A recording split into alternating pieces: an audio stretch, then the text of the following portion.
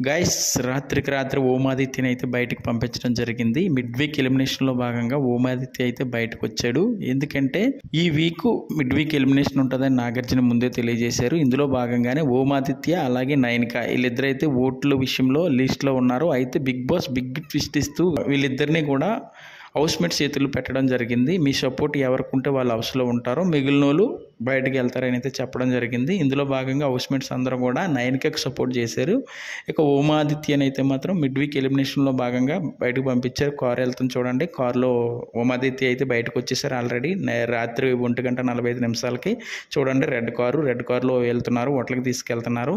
అయితే ఈయన ఎలిమినేట్ అయినట్టు ఈరోజు చూపిస్తారా, రేపు చూపిస్తారా, లేకపోతే సాటర్డే వరకు ఆగుతారా అనేది అయితే మనం చూడాలి. కానీ సాటర్డే వరకు అయితే ఆగరు. ఎందుకంటే మిడ్ వీక్ అంటే మిడ్ వీక్లోనే చూపించాలి. ఈరోజు నైట్ ఎపిసోడ్లో ప్లే చేయొచ్చు, లేదంటే నాగార్జున గారు వచ్చిన ఎపిసోడ్లోనైనా ప్లే చేస్తారు. కాకపోతే లైవ్లో ఇతను లేకపోతే ఎలిమినేట్ అయిన సంగతి తెలిసిపోద్ది కాబట్టి సో ఈరోజు చూపించవచ్చు, లేదంటే రేపైనా చూపించవచ్చు. సో లైవ్ ఏమైనా అడ్జస్ట్మెంట్ చేసి లేకపోతే సాటర్డే చూపిస్తారా అనేది అయితే మనం చూడాలి. రాత్రికి రాత్రి అయితే మాత్రం ఓమాదిత్యని అయితే బయటకు పంపించడం జరిగింది. 1:45 లైవ్లో మనకైతే చూపించలేదు. సో ఓమాదిత్య అయితే బయటకు వచ్చాడు. ఇది ఫెయిర్ ఎలిమినేషనా లేక అన్ఫెయిర్ ఎలిమినేషన్ అనేది అయితే కామెంట్ పెట్టండి. నాకైతే అన్ఫెయిర్ ఎలిమినేషన్ అని అయితే అనిపిస్తుంది. సో మీరేమనుకుంటున్నారని అయితే కామెంట్ పెట్టండి ఫ్రెండ్స్.